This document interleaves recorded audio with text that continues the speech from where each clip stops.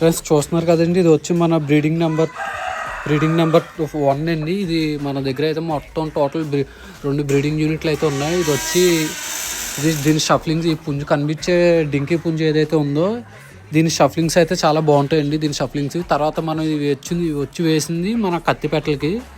ఇవి వచ్చి చాలా మంచి లైన్లో అండి పెట్టలు. దీని వాటర్ కానివ్వండి ప్రతిదీ చాలా బాగుంటుంది. మన దగ్గర వచ్చి చాలా పెద్ద మొక్కలోంచి తీసుకొచ్చిన పెట్టలు ఇవి. సో మీకు ఎవరికన్నా నచ్చి ఇంట్రెస్ట్ ఉంటే కనుక కామెంట్ చేయండి. పదండి మనం నెక్స్ట్ యూనిట్కి వెళ్దాం.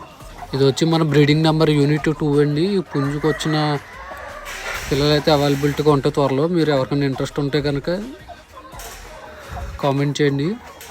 తర్వాత దీని షఫ్లింగ్స్ కూడా చాలా బాగుంటాయండి, చాలా పెద్ద ఈతలు వస్తాయి, పెరుగు క్రాస్. సో ఎవరికైనా ఇంట్రెస్ట్ ఉంటే కనుక కామెంట్ చేయండి.